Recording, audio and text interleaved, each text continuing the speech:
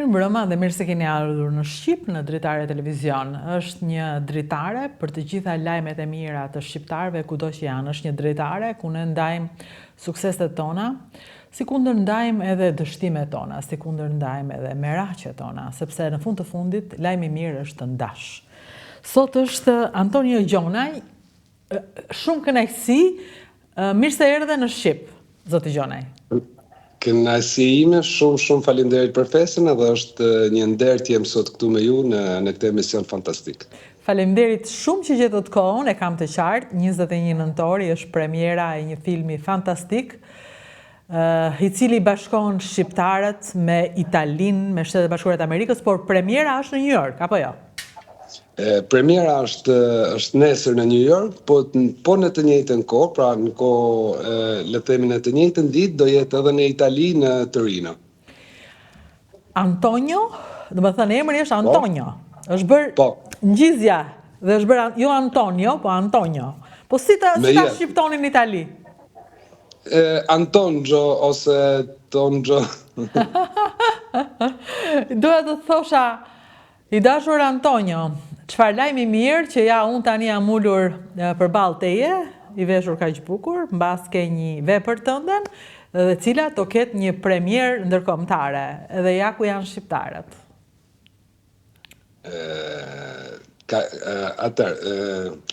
Në radhë parë herë duhet përshëndes të gjithë bashkëdhëtarët nga do që na ndjekin, edhe duke pas se Dritare Televizor është një televizor që ndjeket jo vetëm në Shqipëri, por edhe për jashtë kufive. Du mbi gjitha t'ju uroj festat le të themi nëntorit, edhe është shumë kënaqësi të jem këtu për të folur sot për këtë projekt, edhe besoj që është një punë, një arritje le të themi jo vetëm për mua si artist ose si regjisor dhe producent i këtij projekti, por besoj është edhe një arritje për gjithë shqiptarët. E tregojmë pak më shumë. Në momentin që ky emision do shfaqet, premiera ka ndodhur në Shtetet e Bashkuara të Amerikës, në Itali gjithashtu, ndërkaq që ndoja pak sa mund të ndahet. E kam të qartë sa fanatik është krijuesi, po sa të jetë e mundur. Këtu filmi flet për tre fëmijë shqiptar, të cilët në Shqipërinë e viteve 1991 gjindën të detyruar të emigrojnë jashtë territorit të Shqipërisë. Ata nisën me anijen e famshme Vlora, edhe gjithë filmi flet në lidhje me këta tre fëmijë shqiptar që ndahen, nuk e di çfarë ndodh me ta, vdesin, mbijetojnë, nuk i dihet, pra marrin tre drejtime të ndryshme. Edhe mbi gjitha gjenden domethënë një konspiracion i cili lidhet me ADN-n e tyre, pra me ADN-n e shqiptarit, janë përpjek të bëj diçka sa më tipike shqiptare, diçka ndryshe dhe diçka që i përshtatet le themi tregut internacional. Mos trego më tepër, është e qartë. Por je duke folur me dikë i cili kishte para pak kohësh në këtë tryezë kapitenin Anies Vlora. Dhe jam çuar në këmbë për atë njerëz në fakt, i cili bëri një vepër heroike, i çoi gjallë ata njerëz dhe e la pastaj sikur ishte normale, nuk ishte normale. Ne kemi bërë gjëra jo normale në shqiptarët. Ne jemi një kombë, le themi, i mbase më lejoni fjalën i vogël, pra i vogël në numër ose në territor, por jemi një kombë shumë i madh për sa i përket gjurmëve në histori ose veprave që kemi bërë. Edhe patjetër gjej rastin të përshëndes edhe unë kapitenin Anies Vlora për këtë iniciativë heroike, e cila tashmë e dim që është pjesë e historisë. Unë në filmin tim nuk e lija dot pa e prek si temë, sepse pavarësisht që ka pas atë vëmendjen e vet, janë disa tema që nuk kanë asnjëherë mjaftueshëm vëmendje, nuk e di se po shpjegohem. Po shpjegohet shumë mirë. Është shumë e çuditshme. Ka shumë njerëz që bërtasin për gjëra që as i kanë ëndërruar t'i bëjnë, dhe ka shumë njerëz që heshtin për heroizma që kanë bërë në këtë vendin tonë. Po kjo është lashmëria e botës. Pra, le të themi, herojt, mendimi im nuk është se në një farë mënyrë gjithë jemi heroj, por herojt nuk janë ata që bëjnë show, herojt janë ata që bëjnë heroizëm edhe e bëjnë për dëshirën për ta bërë, jo për vëmendje, nuk e di. Ndërkohë, shumë e bukur tema jote, e cila vjen në një moment pjekurie për shqiptarin, jo vetëm për artin, po dhe për ne shqiptarët, që kemi kaluar atë fazën e tranzicionit të njeriut në kërkim të hapjes, ose në kërkim të liris, dhe tani në një farë mënyrë jemi në një periudhë reflektimi. Dhe më të talentuarit prej nesh, po din ta sjellin këtë reflektim në art. Ju po bëni keni bërë një film i cili ka të bëjë pikërisht me reflektimin ton, po edhe me kërkesat e botës, kuptohet, sepse bota e do rrëfimin në mënyrat e veta, apo jo? Patjetër. Duke lidhur me atë që thash parë se ne si kom kemi bërë shumë gjëra të mëdha, pra, ideja ime fillestare ka qenë kjo. Atë që unë do realizoj ta bëj në mënyrë të tillë që të kem mundësi t'ja tregoj gjithë botës. Pra, edhe vetë projekti, vetë filmi është i dubluar, është i xhiruar në gjuhën italiane, edhe i dubluar i gjithë në gjuhën angleze. Do kam bërë një bashkëpunim në Itali me një studio që dublon edhe filmat të Netflixit, edhe jam përpjek të mbaj një nivel dublimi, po aq të lartë sa që është, le të themi, versioni original në italisht, në mënyrë që projekti të jetë sa më internacional dhe të arrijë sa më shumë njerëz. Sa e rëndësishme kjo, në fakt, sepse nuk ka rëndësi vetëm çfarë mendojmë ne, ose sa të drejtë kemi, ose sa të mirë jemi, po si ta themi që ta marrin vesh ata. Duhet ta marrin vesh. Kjo ka qenë një sfidë. Kjo është e rëndësishme. Shumë e vërtet, shumë e vërtet. Ndërkohë, unë do doja ndërkohë të shoqëroheshim nga disa fotografi, nuk e di çfarë fotografish kam, dhe flasim pak për karrierën, por në fillim, unë kam vënë në të gjithë shfaqjet tuaja që ju jeni përveç se artist, ju jeni edhe patriot. Ju shikoj shumë të angazhuar me politikën e Shqipërisë dhe të Kosovës, ju ndjekin, i ndiqni, jeni njeri që e doni shqiptarin. Është e pamundur, domethënë, një person që nuk vlerëson origjinën e vet, nuk besoj se ka të lehtë këtë një drejtim në jetë. Unë si të gjithë shqiptarët jam përpjek të mbaj këtë patriotizëm që ne kemi, le të themi, brenda në zemër.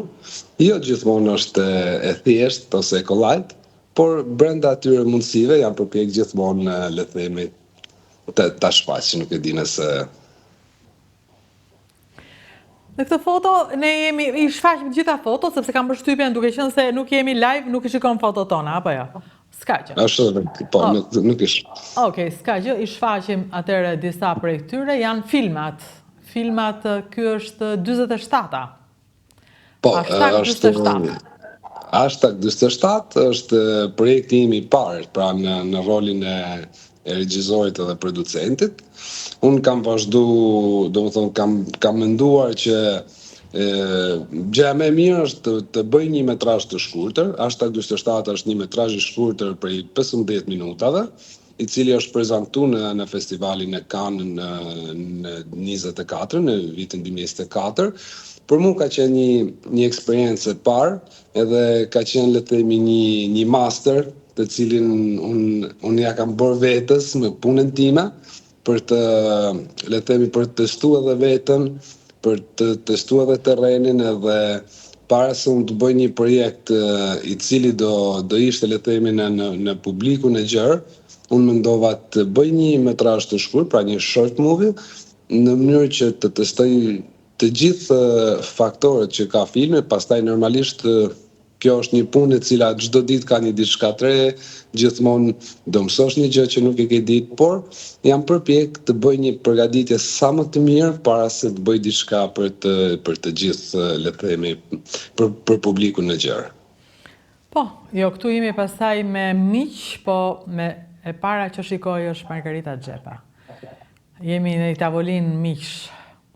Dhe unë shikoj vetëm Margaritën, në fakt ajo sfumon gjithë të rezat, aqe bukur dhe aqe famshme ka qenë, dhe është sigurisht, është asgjë nuk ikën, askush nuk ikën, po pastaj shikoj Zhanit Cikon, pastaj nuk arrit shikoj dhe unë shumë, se nuk shikoj mirë nga largë, kam goxha largë atë kamerën, po shikoj që je duke festuar me njerëz të cilët i kanë dhënë kinemas shqiptare. Aty jemi në Shqipëri, në një ambient në Shqipëri, më një ditë mbrapa një festivali që u mbajt në Lushnjë, ku unë isha pjesë e jurisë, pra ishte një festival muzike, edhe unë isha pjesë e jurisë bashkë me, le të themi, me Zhanin, me Margeritën, edhe me disa antarë tjerë të nderuar. Edhe ajo është, le të themi, ndër herë të fundit, hera fundit që unë kam takuar Margeritën, edhe ç'të them, një artiste unike, një ikonë e kombit shqiptar, një artiste nuk ka fjalë për ta përshkruajtur nivelin e saj artistik ose edhe personal, që të bën, domethënë të bën të ndihesh po aq i madh, po edhe po aq i vogël në prezencën e saj. Zhani një personazh domethënë unik i skenës shqiptare, edhe unë kam pas fatin, nderin dhe kënaqësinë të takoj këta persona, këto ikona të artit të stradës shqiptare, siç kam nderin dhe kënaqësinë sot të bëj këtë intervistë me ju, e njëjtë vlen edhe për ata, sepse janë persona me shumë bagazh, qoftë personal, qoftë artistik, nga të cilët mund të mësosh jashtëmasë. Dhe unë në Lushnjë e kam takuar për herë të fundit zonjën Margarita Xhepa. E ftova në një emision kushtuar filmit Kongresit Lushnjës dhe filmit Koncert në vitin 36. E mbaj mend ashtu fantastike siç ishte, siç është në fakt. Ajo unë e pash edhe më beso, mendova një moment që pata të kurjen është gjallë zonja Xhepa apo jo, sepse ne për ne janë gjallë. Aq të gjallë kanë qenë, aq të rëndësishëm. Por neve na ka munguar diçka këto 30 vite. E kemi haruar veten në debatin t'i ndalojmë filmat e asaj kohe apo t'i lejojmë dhe kemi haruar një gjë të madhe, t'i ngrem në piedestalin që meritojnë këta aktorë të jashtëzakonshëm, këta njerëz të jashtëzakonshëm që kanë dhënë artit shqiptar, duke na bërë dhe ne të ndihemi mirë tani që nuk e nisëm nga zero dhe nuk jemi njerëz me bisht, po kemi pasur histori në filme, në arte, në të gjitha. Mjaft me ideologjira, do thënë. Ky është art edhe pikë. Absolutisht jam 100% dakord me atë që thatë. Ne kemi pas artista, pra unë vetë punoj në fushën e kinematografisë dhe e kam thonë gjithmonë, domethënë jashtë, le të themi jashtë ekraneve, por këtu këti do të them për herë të parë në ekran, ne mund të kemi fatin që në të ardhmen të kemi prap artista, aktorë, regjizorë të mirë. Por ata që, le të themi, nëse mund ta them brezi i parë, le të themi, i artistave, nëse mund ta them në këtë mënyrë, është pothuajse i paarritshëm, sepse kanë punuar në kushte shumë të vështira, shumë të komplikuara, pavarësisht se temat ato kanë qenë, po ata kanë arritë gjithsesi të bëjnë një art, të bëjnë një interpretim i cili unë edhe sot kam kënaqësinë ndonjëherë kur kam kohën ose mundësinë, tulem edhe të shoh një film nga ato bardhëzi, sepse po të kishte qenë një periudhë tjetër me këta aktorë që kemi pas ne, unë besoj se do ishin të gjithë për çmim Oscar. E vërtet. Ajo kohë në fakt, mënyra se si ata kanë krijuar dhe interpretuar, realisht meriton një piedestal të rëndësishëm në historinë e kinematografisë. Uroj që koha të bëjë të vetën edhe secili t'i jap vendin e vet. Por e rëndësishme është që prej jush që jeni në këtë rrugë dhe tashmë jeni në ju dëgjohet fjala sepse jeni në botë dhe ne e dim se e dëgjojmë fjalën kur vjen nga jashtë dhe thuhet anglisht apo italisht. Kjo është shumë e rëndësishme që thënë prej jush të zëri vend. Dhe ndërkohë kalojnë disa foto të tjera. Këtu je me miq, po ti si shikon dot dhe unë si njoh, këtë të them kush janë. I kalojmë të gjitha fotot. Je gjithmonë në prova, je duke luajtur, i kalon të gjitha fotot. Je me frak, je duke festuar, bën një jetë ja dhe 3 destini, që është filmi i fundit, me këtë cover fantastik, i cili është në 21 nëntor. Po aktorët e 3 destini, cilët janë? Atëherë, ndër të parë që le të themi dua të përmend, kam pas fatin të kem Vilson Drejgjoni, është një sportist në MMA që është ndeshje në kafaz për ta thonë kështu shqip. është një artist me famë botërore, i cili është kampion në peshën e vet. Edhe për herë të parë le të themi e kam pas fatin ta kem mund tek filmi. Nuk ka qenë e thjeshtë, por ja kam arrit. Pastaj kam ndërktar Xhelal Fera, Arbor Krasniqi, edhe një pjesë le të themi e familjes time që ka lozën këtë film. Jam përpjek të kem një cast sa më të larmishëm, duke marrë sa më shumë aktorë nga territore, nga treva të ndryshme pra shqipfolse, duke përfshirë Maqedoninë e Veriut, shqiptarë që jetojnë në Itali, shqiptarë që jetojnë në Amerikë, shqiptarët të Malizit, shqiptarët të Kosovës. Jam përpjek do kisha pas dëshirë të kem edhe diçka nga Çamëria, por për shkak të kushteve dhe të mundësive nuk e kam arrit, por në atë le të themi mundësinë time jam përpjek të përfshi sa më shumë treva shqipfolse. Pra në këto 3 fate janë në fakt shumë fate tona, të cilat janë të ngjashme, diçka na e kanë marrë, na e kanë cunguar her pas here dhe në një farë mënyrë fati ynë ka qenë si paracaktuar, le të thuash, se kur të ndajnë, ta parathon edhe fatin. I ndarë, ti do vlesh shumë më pak se sa bashk. Kjo është një farë mënyrë edhe e parathon. Po ja, po bëjmë filma dhe gradualisht do e bëjmë historinë siç duam vetë. Unë mendoj që një pjesë shumë e rëndësishme duke lind nga eksperienca ime në jetë, pra duke qenë se unë nga Shqipëria kam ikë në vitin 2009, edhe një pjesë e madhe le të themi jetës time është përtej kufive të Republikës Shqipërisë. Unë mendoj që arti, bashkëpunimi i formave të ndryshme është një mundësi bashkimi, qoftë me miq familjar, por pse jo, është diçka që mund të shtrihet edhe në nivel le të themi kombëtar, sepse duke bërë këtë bashkëpunime, është një element i cili na bashkon. Nuk e di se sa i sakt jam në formulimin e kësaj pjese, por koncepti është ky, nëse ne bashkëpunojmë midis njëri tjetrit, atëherë është edhe një afrim midis trevave tona.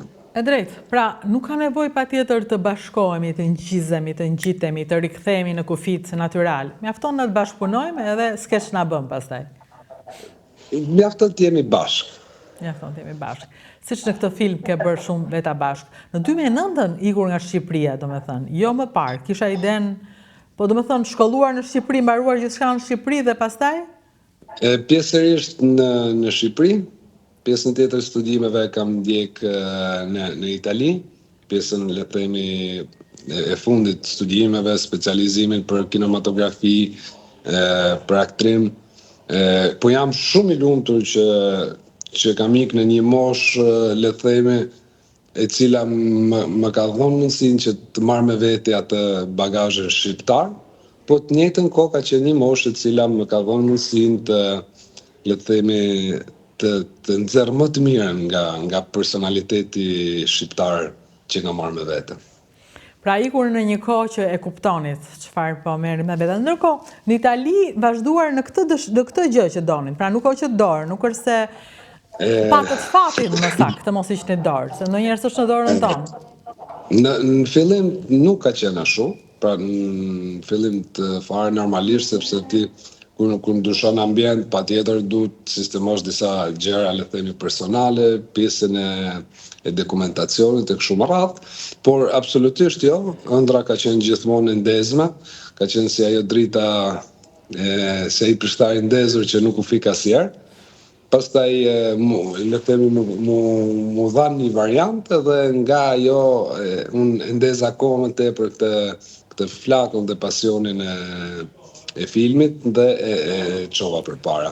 Nuk ka qenë lehtë sepse duke vazhdu nga zeroja në një vend tjetër, do shumë punë, do shumë përkushtim, po mbi gjitha duhet të jesh tepër i vendosur. Po pastaj Amerika? Më thënë, në Itali kishte mundësi, por jo aq sa në Amerikë, no si ndodhi? Si erdhi? Po, Itali ka duket siç edhe në Amerikë, por ne e dim shumë mirë se në Amerika është një treg ndërkombëtar, pra është një, le të themi, është një ring, nuk e di, je para reflektorëve të gjithë botës, edhe me përpjekjen që ky projekt marri sa më shumë, le të themi, vëmendje internacionale, unë vendosa të vi këtu, ta vej sa më shumë para reflektorëve, të bëj sa më shumë takime, sa më shumë, le të themi, informime për këtë projekt. Kjo ka qenë, le të themi, një mënyrë imja për t'i dhënë sa më shumë zë dhe dritë këtij projekti. Patjetër që dëshira dhe vullneti ngjelet ai në një të ardhme, të arrit të bëj nuk e di, një pjesë filme ose pse jo dhe një film komplet këtu në Amerikë, por ne e dim shumë mirë që bësh një film për vetëm pjesës, le të themi, teknike, logjistike dhe artistike, është e gjithë edhe pjesa e burokracisë, e cila do një përgatitje në vete, por edhe këtu kam hedh ato bazat, le të themi, kam hap një kompani produksioni që bën, le të themi, të njëjtat shërbime siç i bën Incanto Picture në Itali, pra kam hap edhe Incanto Picture në Amerikë.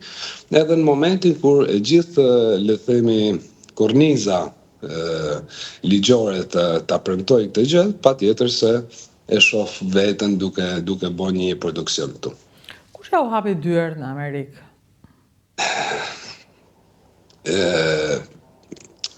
Personi, le të themi, shkëndia e lëvizjes time këtu në Amerikë ka qenë Wilson Drejgjoni, me të cilin njihemi nga mosha e fëmirisë, edhe kur ti ke një mik, pra ke një shok i cili thot, ok, hajde deri në këtë hapme, pastaj të vjen ndihesh sikur thjesht po ikën nga një shtëpi e jotja te një shtëpi tjetër që ke, ku ta diun, nga shtëpia det ke shtëpia në mal, pra nuk e dallon këtë ndryshim.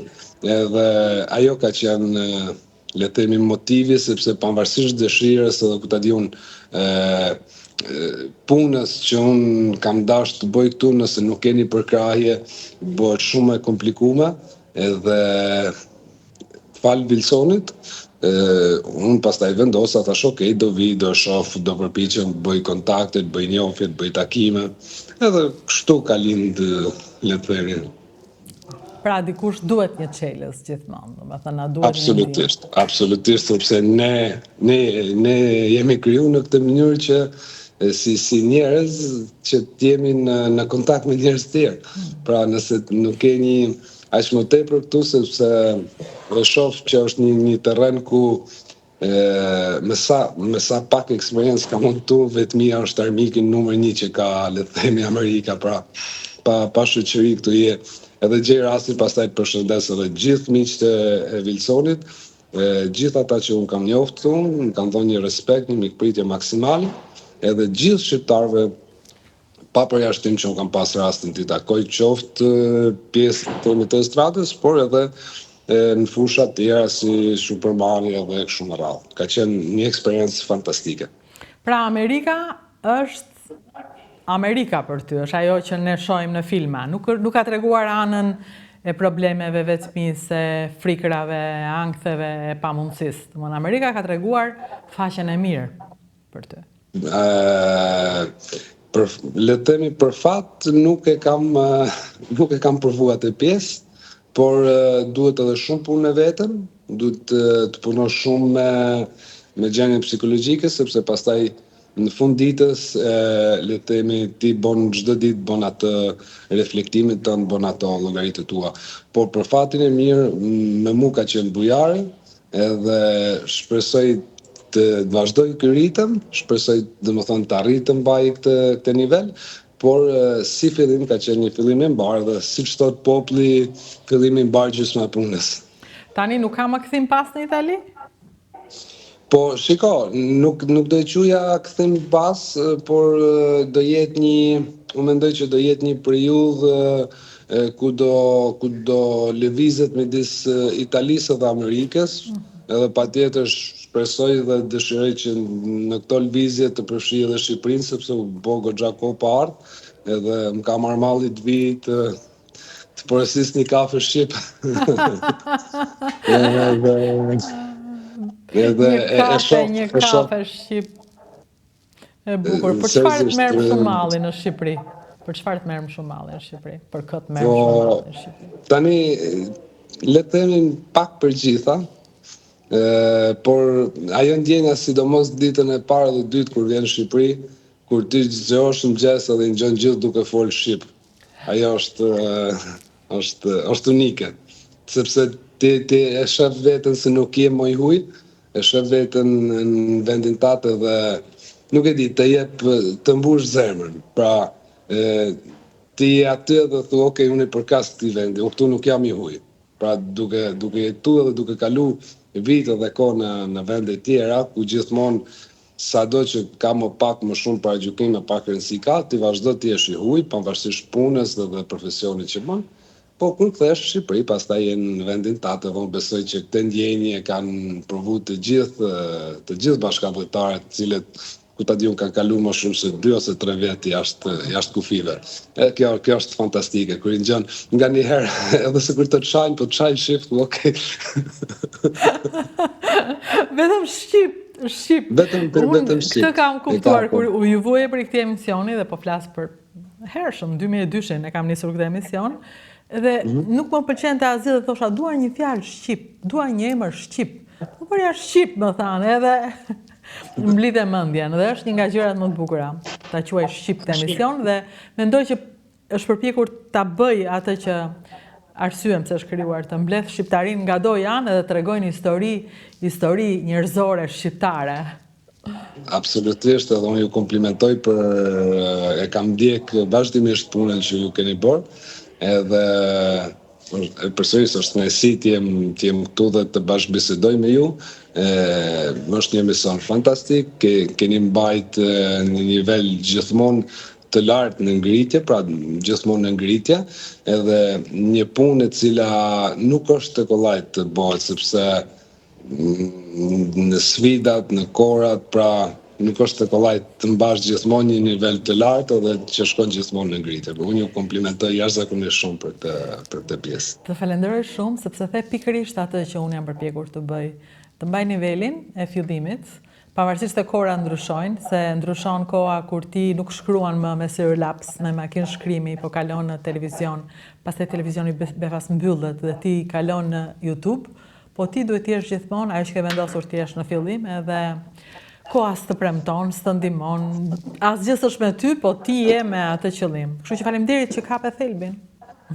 Patjetër, po shiko, unë e shoh vetë edhe në fusha tjera, aq më tepër tek le të themi tek fusha juaj, me hyrjen e internetit në tërësi ka qenë diçka shumë pozitive, ka bërë jetën më të bukur, tani të themi në gjitha anët të medaljes, por nga kraj tjetër me ardhin e plataformave, social mediave, janë kriju, le të themi, është kriju një situatë e re, ku le të themi njerëz të ndryshëm, domethënë me eksperjenca të ndryshme, mund të jetë që mund të njihen më shumë se sa njerëz të cilët janë përgatitur një jetë, kanë një eksperiencë unike, mirë po tani kështu ka ardhur bota kjo, domethënë është kaluar kjo pjesa, le të themi, profesionale dhe është çdo gjë vëmendje. Pra është shumë e vështirë të rezistosh sot duke marrë parasysh që jemi në një botë ku ajo që të rrek vëmendje, ajo funksionon. Nuk merren disa gjëra për fat keq, nuk merren më përballë siç kanë pas qenë marrë më përpara. E kuptoj, por çfarë do bëjmë? Do rrimë do qajmë për faktin që kjo ndodhi apo do hidhemi dhe do e provojmë mundësitë që fati na sjell?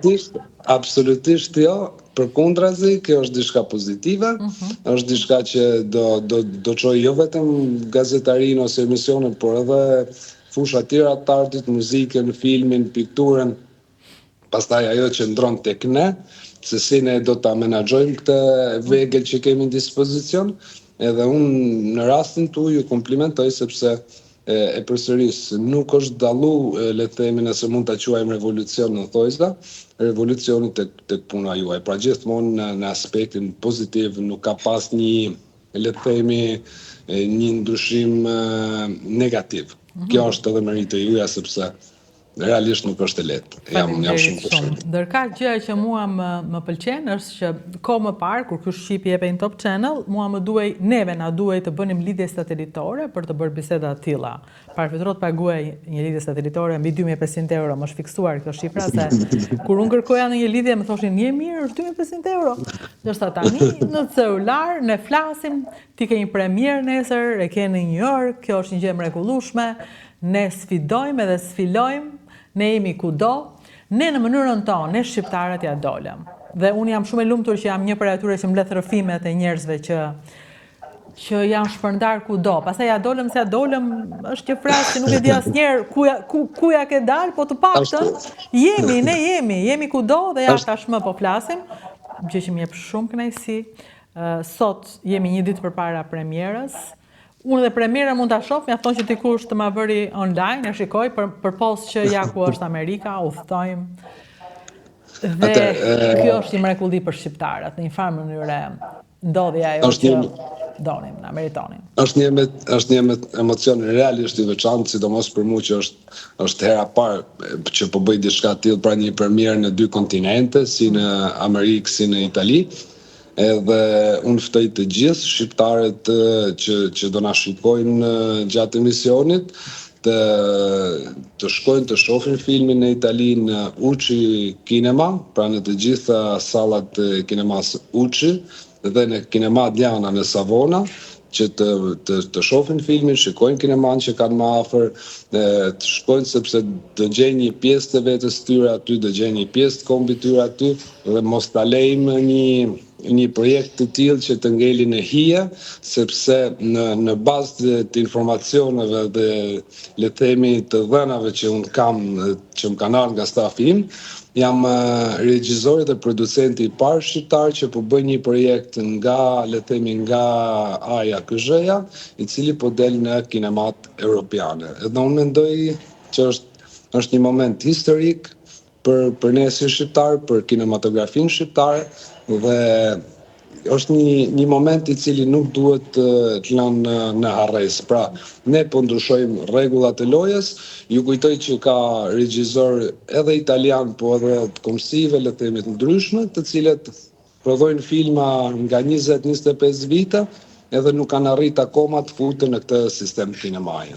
Pra është një diçka unike për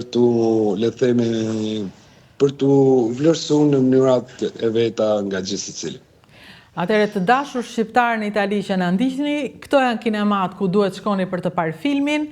Atëherë i përsisim edhe një herë kinemat, unë nuk mbase nga që unë si fiksova se nuk i njoh. Në Savona, më duket se thatë? Vazhdojmë në kinema Diana në Savona, që është një zëvëzhirë kinemash, edhe pastaj kinema Uçi, e cila është, le të themi, një kompani kinemaje që përfshin të gjithë territorin italian, pra jemi të shpërndarë në gjithë Italinë nga jugu në veri, në sallat e kinema Uçi, pastaj tek siti i Uçi Kinema, ata mund të gjejnë kineman më afër tyre. Pra, ku ta diun, nëse ata gjenden, po bëj një shembull me Shqipëri, nëse gjenden në Elbasan, kinemaja më afër mund të jetë në Tiranë, nëse gjenden nuk e di, domethënë kjo është pak a shumë koncepti, sepse jemi në të gjithë qytetet. Unë Elbasan dhe në Tiranë kur do e shikojmë? Kur do e shohim Shqipëri filmin?